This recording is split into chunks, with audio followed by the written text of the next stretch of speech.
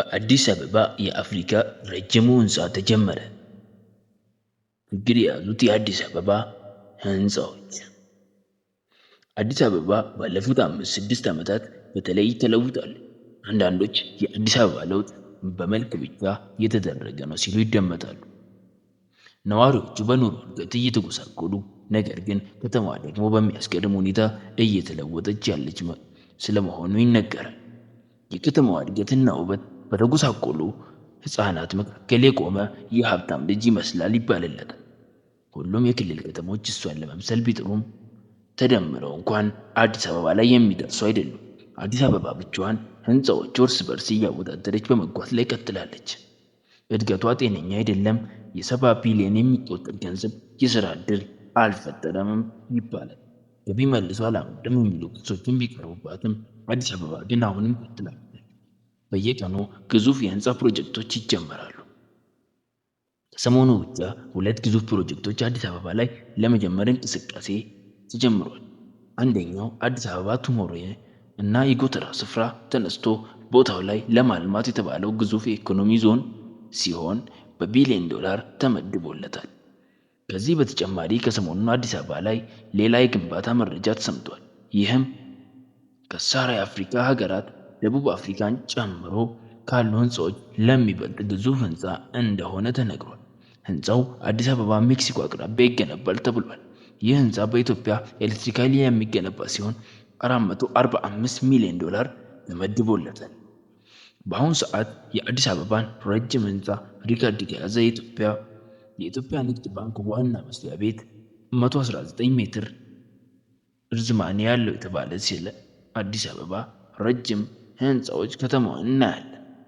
አብራችሁን ቆዩ። ሰላም ጤና ይስጥልን ውድ የተከበራችሁ ቻናላችን ተከታታዮች፣ ዛሬም ደግሞ የተሰማውን አዲስ መረጃ ይዘንላችሁ መጥተናል። ለዚህ ቻናል አዲስ የሆናችሁ ሰብስክራይብ፣ ላይክ በማድረግ የዚህ ቻናል ቤተሰብ ይሁኑ።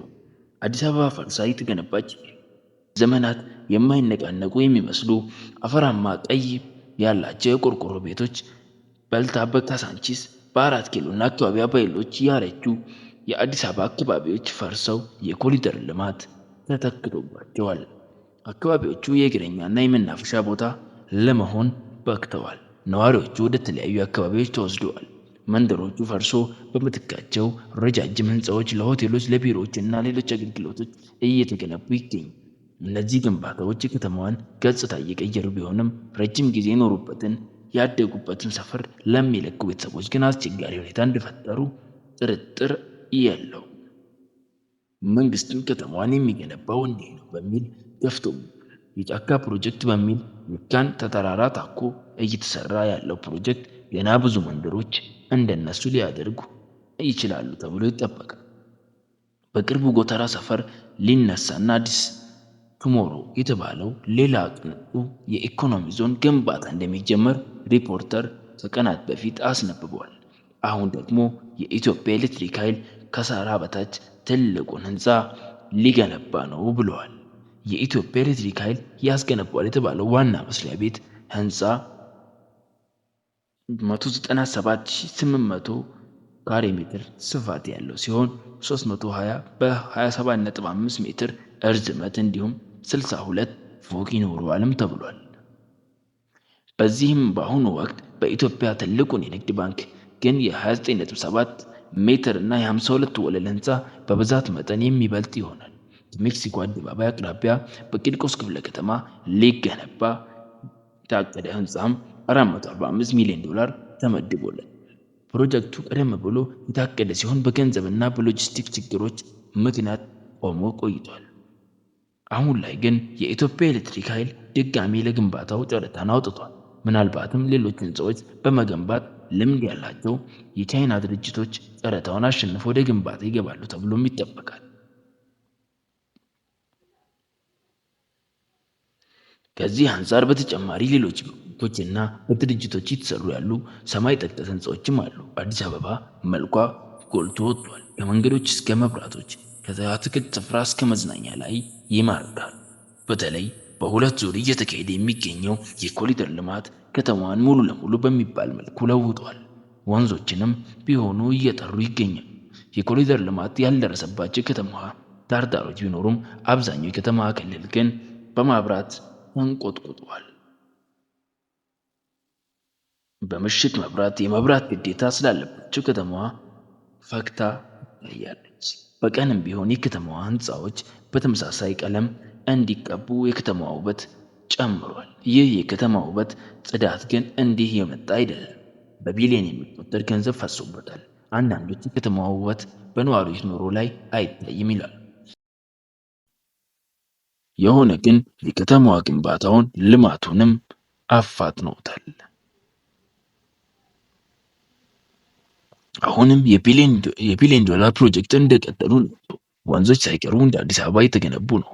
ከአፍሪካ ከተማ የሚበልጥ እቅድን ሰንቃ እየሰራች ያለችው አዲስ አበባ በዚህ ከቀጠለች የማትሆንበት ምክንያት የለም። በተለይ ደግሞ አዲስ አበባ ከሳራ በታች አፍሪካ ረጅሙን ህንፃ በታቀፈ መለም ሌላው ሊጨምርለት የሚችል ነገር ነው። በእርግጥ የአዲስ አበባ ህንፃ ተገንብቶ እስኪጠናቀቅ ድረስ ከዚህ የበለጡ ሌሎች ህንፃዎች በሌሎች የአፍሪካ ሀገራት ሊገነቡ ይችላሉ። በአሁኑ ሰዓት የአፍሪካ ረጅሙ የተገነባ ያለው በግብፅ ሲሆን ቁመቱ 400 ሜትር ይደርሳል። ህንፃው 77 ወለሎች ያሉት ሲሆን እየተገነባ ያለው በአዲሷ ከተማ ነው። የአፍሪካ ሁለተኛ ህንፃ በአልጄሪያ የሚገኝ ሲሆን ጃማ ኤልጃ ይባላል። 264 ሜትር ይረዝማል። ሶስተኛው እንዲሁ በሰሜን አፍሪካዊቷ ሞሮኮ የሚገኝ ሲሆን 250 ሜትር ርዝመት አለው። አሁን በአዲስ አበባ የተጀመረው ህንፃ ሰሜን አፍሪካን ባካለለ ደረጃ ከአፍሪካ ሁለተኛ ላይ የሚቀመጥ ነው ተብሎለታል። የኢትዮጵያ ንግድ ባንክ ዋና መስሪያ ቤት ህንፃ ከአፍሪካ 7ኛ ደረጃ ላይ ይቀመጣል። አዲስ አበባ መላው አፍሪካ ሁለተኛ፣ ከሳራ በታች ደግሞ አንደኛውን ህንፃ ለማቀል እንቅስቃሴ ጀምራለች። ነገር ግን ከተማዋ ለውጡ ለብቻ የሆነ ከተማ ሆናለች። ሌሎች ከተሞችም እንደሷ ለመሆን እየጣሩ ይገኛሉ።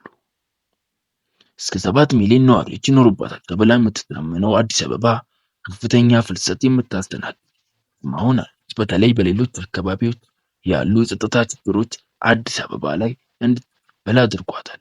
ይህም የኑሮ ውድነቱ እንዲባባስ አድርጓል። መንገድ ላይ የሚፈጸሙ እገታዎች ደግሞ የከተማዋንም የሀገሪቱንም ኢኮኖሚ ይጎዳሉ። የኢትዮጵያ አብዛኛው ገቢ የሚገኘው ከአዲስ አበባ ሲሆን አዲስ አበባ የፖለቲካም የኢኮኖሚ ማዕከል ናት። ከተማዋ ለኑሮ ውድ ከሆኑ አፍሪካ ከተሞች ተርታ የምትሰለፍ ሲሆን በተለይ ቤት ኪራይ ከፍተኛ ደረጃ ላይ ደርሳለች።